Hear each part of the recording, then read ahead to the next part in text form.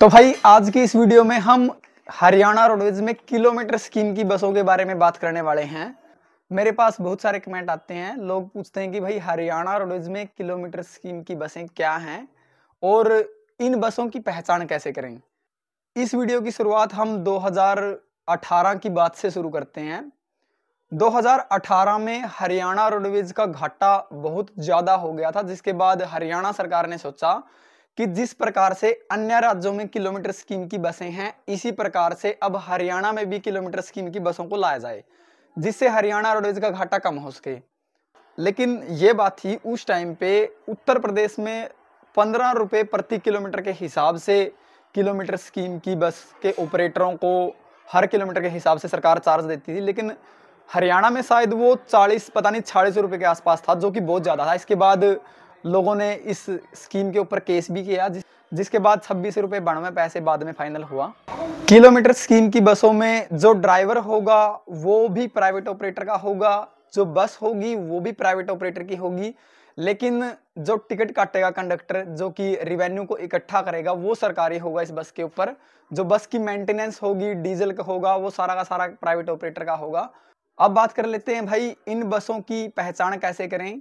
आपने हरियाणा रोडवेज में kilometre scheme की बसों के आगे और पीछे एक नारंगी रंग की पट्टी देखी होगी, जो कि अभी आप वीडियो में भी देख ही रहे होंगे, जिनमें आप देख सकते हैं कि बस के आगे और पीछे एक नारंगी रंग की पट्टी लगी हुई है। हालांकि अब बहुत सारे प्राइवेट ऑपरेटरों ने इस पट्टी को उतार दिया है। बस के साइड में आपने लिखा देखा होगा हरियाणा राज्य परिवहन झज्जर, जींद, कैथल, कुरुक्षेत्र, जो भी जिस भी डिपो की वो बस है। तो किलोमीटर स्कीम की बसों में वो आपको प्रिंटेड फॉर्म में मिलेगा। हालांकि जो हरियाणा रोडवेज की जो सरकारी बस है, उनमें जो हरियाणा राज्य परिवहन जो लिखा होता है साइड में, वो पेंटर के द्वारा लिखा होता है। लेकिन जो किलोमीटर स्कीम की बसें हैं, इनमें जो हरियाणा राज्य परिवहन जो साइड में लिखा होता है, ये प्रिंटेड फॉर्म में होगा, जो कि आप अभी इस वीडियो में देख सकते हैं। मैंने दोनों फोटो को हाईलाइट कर दिया है। इसके बाद बस बॉडी में भी काफी सारा चेंज है। वैसे तो बहुत सारे लोगों को तो समझ में आ जाता है, लेकिन काफी सारे लोगों को समझ में नहीं आता। लेकिन फिर भी आप देख सकते हैं कि दोनों बसों के फ्रंट में और बस के पीछे कितना फर्क है। हरियाणा रोडवेज की जो सरकारी बस है, उन बसों की body HREC Haryana roadways engineering corporation Gurgaon में बनाई जाती है। लेकिन जो एक किलोमीटर स्कीम की बसें आई थी, इनकी जो बस बॉडी है वो पता नहीं किस किस बॉडी बिल्डर से इन बसों की जो बस बॉडी है वो उन्होंने बनवाई थी।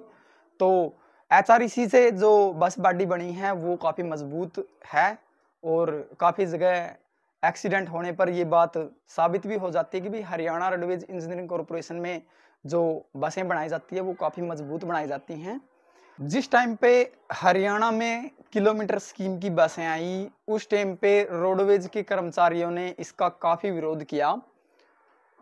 अब चलो विरोध किया, ये तो अच्छी बात है कि भाई जो उनका ये मानना था कि भाई हरियाणा रोडवेज में सरकारी बसें आनी चाहिए, और उनकी बात सही भी थी।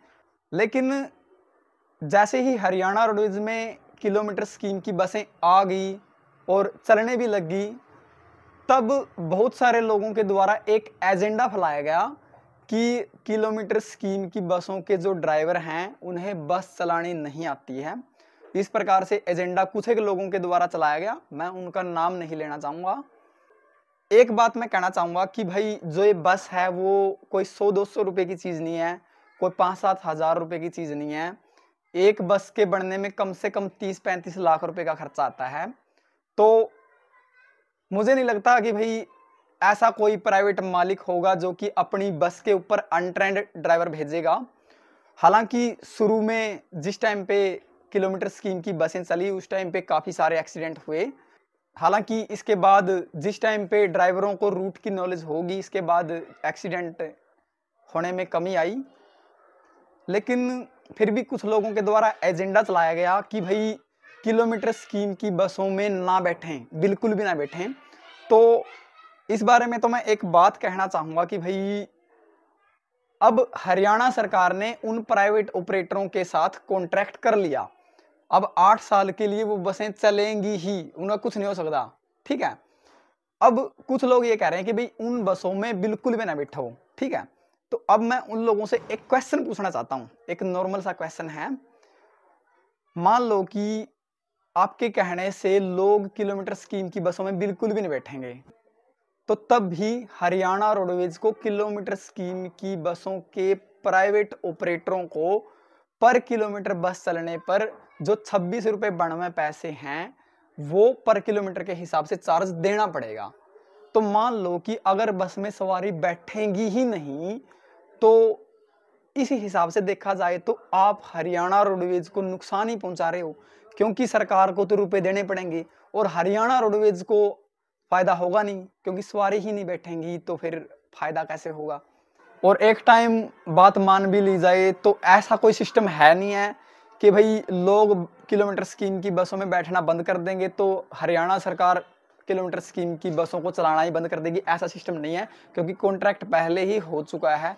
तो मैं तो यही कहना चाहूँगा कि भाई अब ड्राइवर बहुत सारे बढ़िया हैं, बहुत सारे एक्सपीरियंस ड्राइवर किलोमीटर स्कीम की बसों पे हैं। अब मतलब मैं तो सभी को ये कहता हूँ कि भाई जितने ज़्यादा सफ़र करेंगे उतना अच्छा होगा हरियाणा रोडवेज के लिए, तो देखा जाए तो, क्योंकि जितना ज़्यादा किलोमीटर स्कीम की बसें फ़ायदा देंगी उतना ही हरियाणा रोडवेज को भी फ़ायदा होगा। मेरा तो ये मानना है कि भाई अब बहुत सारे रूटों पे मैंने देखा है किलोमीटर स्कीम के ड्राइवर भी काफ़ी बढ़िया हैं। हालांकि एक बात ज़रूर है कि भाई अगर हरियाणा रोडवेज में सारी की सारी सरकारी बसें आती, या फिर जो ये किलोमीटर स्कीम की बसें शामिल हुई हैं, अगर इनकी जगह सरकारी बसें शामिल होती तो भाई जो ड्राइवर इन पर लगते वो सारे सरकारी लगते और सबकी सैलरी भी अच्छी होती। लेकिन अब मैं सही बताऊं भाई 15-14 हज़ार रुपये में, 15 हज़ार रुपये में ड्राइवरों को रहना पड़ता है। भाई मजबूरी है, बेरोजगारी ही इतनी है हरियाणा में। तो अगर ये बसें सरकारी आती तो भाई ड्राइवरों को बहुत फ़ायदा होता, जो भी ड्राइवर इन बसों पे लगते, सरकार नई वैकेंसी लेके आती। यही कहना चाहूँगा कि भाई जितने भी ड्राइवर भाई हैं अपने हरियाणा के ही हैं, सब अपने भाई हैं। तो मुझे नहीं लगता कि भाई कोई भी ड्राइवर एक्सीडेंट करके खुश रहता है, या फिर कोई भी जो ड्राइवर है वो एक्सीडेंट करके राजी होगा। एक्सीडेंट तो किसी का भी, किसी भी प्रकार, कहीं भी, किसी भी सिचुएशन में हो सकता है। तो कई सारे लोगों ने यही बात बताई कि भाई किलोमीटर स्कीम की बसों के ड्राइवर एक्सीडेंट कर देते हैं जानबूझकर। तो भाई कोई भी ड्राइवर जानबूझकर एक्सीडेंट नहीं करता, एक्सीडेंट कोई भी ड्राइवर करके राजी नहीं है। स्थितियां, परिस्थितियां कुछ ऐसी हो जाती हैं जिसमें एक्सीडेंट हो जाता है। अब जरूरी थोड़ी है कि भाई किलोमीटर स्कीम की बस का ही एक्सीडेंट होगा, सरकारी बसों की भी एक्सीडेंट हुए हैं। तो ये तो परिस्थितियों पे निर्भर करता है कि भाई किस पर। अब बात कर लेते हैं कि भाई हरियाणा रोडवेज में किलोमीटर स्कीम की कितनी बसें आई। किलोमीटर स्कीम की 510 बसें तो ऐसी आई जो कि एक दिन में 400 किलोमीटर चलनी थी कॉन्ट्रैक्ट के हिसाब से, और 190 बसें वो आई जो कि कॉन्ट्रैक्ट के हिसाब से एक दिन में कम से कम 300 किलोमीटर चलनी थी। तो 510 बसें तो वो थी जो कि एक महीने में लगभग 12,000 किलोमीटर सफर तय करेंगी एक महीने में, और करीब 190 बसें वो थी जो कि एक महीने में लगभग 9,000 किलोमीटर तय करेंगी एक महीने में। ये करीब 700 के आसपास किलोमीटर स्कीम की बसें हरियाणा रोडवेज में आई थी।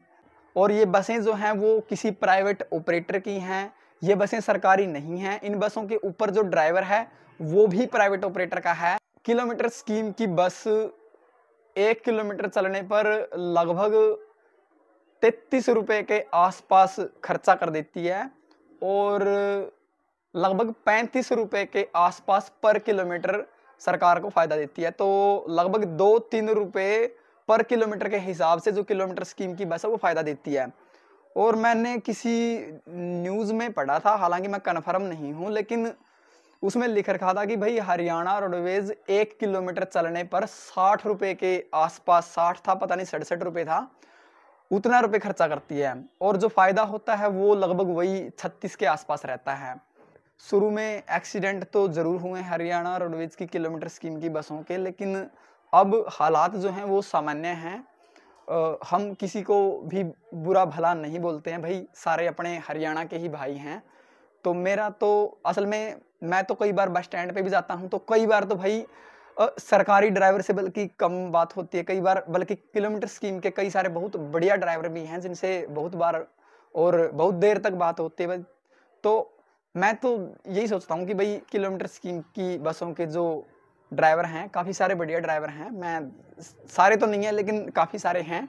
सरकारी में भी ज़रूरी नहीं कि भाई हाँ सरकारी हैं तो सारे के सारे बढ़िया ही हैं, बहुत सारे ठीक-ठाक भी हैं। तो ड्राइवर तो भाई वही बात है कि भाई घटिया होना किसी लिंग, जाति या फिर किसी धर्म के ऊपर बेस्ड नहीं है। घटिया आदमी तो बेईमान लोग होते हैं असल में देखा जाए तो। तो ज़रूरी नहीं है कि भाई सरकारी है तो बढ़िया ही होगा और किलोमीटर स्कीम का है तो घटिया ही होगा, ये कुछ ज़रूरी नहीं है। हरियाणा रोडवेज़ में सरकारी ड्राइवर भी हैं जो ठीक-ठाक हैं। हालाँकि कई बहुत सारे तो बढ़िया हैं और बहुत मतलब कोई ना कोई तो भाई निकल ही जाता है मतलब, ठीक है। और ज़रूरी नहीं है कि भाई किलोमीटर स्कीम की बस के जो ड्राइवर हैं वो सारे घटिया ही हैं, भाई बढ़िया भी बहुत हैं, बहुत शानदार ड्राइवर हैं, बहुत अच्छे ड्राइवर हैं। इसके बाद देखा गया कि भाई किलोमीटर स्कीम की बसों को हर रोज़ 500-600 किलोमीटर से भी ज़्यादा चलाया जा रहा था। तब हरियाणा रोडवेज़ को नुकसान ज़्यादा होने लगा। हरियाणा रोडवेज़ में उस टाइम पे BS4 बसें नई आई थी, तो वो बसें खड़ी रहने लगी लगभग डिपो में हर टाइम, जिसके बाद हेडक्वार्टर ने आदेश निकाला कि भाई ऐसे तो हरियाणा रोडवेज़ बर्बाद हो जाएगा, ये तो किलोमीटर स्कीम की बस के ऑपरेटरों को ही फायदा होगा। तब एक ऑर्डर पास किया जिसमें हरियाणा रोडवेज़ की जो सरकारी बसें थी उनको चलाने के लिए हेडक्वार्टर ने GM जितने भी थे उनको आदेश दिया कि सरकारी बसों को भी चलाया जाए और जितनी की कॉन्ट्रैक्ट के हिसाब से किलोमीटर स्कीम की बसें चलनी हैं उतनी ही उन बसों को चलने दिया जाए, ज़्यादा ना चलने दिया जाए। इसके साथ ही मैं एक जानकारी और देना चाहता हूँ। हरियाणा रोडवेज़ में अभी 809 बसें HREC द्वारा बाडी बनाई हुई बसें, अभी सरकारी बसें हरियाणा रोडवेज़ के बेड़े में शामिल होंगी और टाटा कंपनी ही इन बसों की बाडी भी बनाएगी। तो 1000 बसें करीब टाटा कंपनी की शामिल होंगी। इसके बाद करीब 350 बसें आइसर कंपनी की मिनी बसें शामिल होंगी। इसके बाद इलेक्ट्रिक बसें और वोल्वो बसें भी शामिल होंगी हरियाणा रोडवेज़ में। तो इसके लिए तो हम हरियाणा सरकार का धन्यवाद करते हैं कि किलोमीटर स्कीम की बसों के बारे में अगर आपका कोई और भी क्वेश्चन है तो आप ज़रूर पूछ सकते हैं। हालांकि इस वीडियो के बारे में आप लोगों का क्या कहना है आप ज़रूर कमेंट कर सकते हैं और अपनी महत्वपूर्ण राय जो है वो ज़रूर कमेंट बॉक्स में लिख सकते हैं। इसी के साथ ये वीडियो देखने के लिए आपका बहुत बहुत धन्यवाद। अपना समय देने के लिए आपका बहुत बहुत धन्यवाद। राम राम।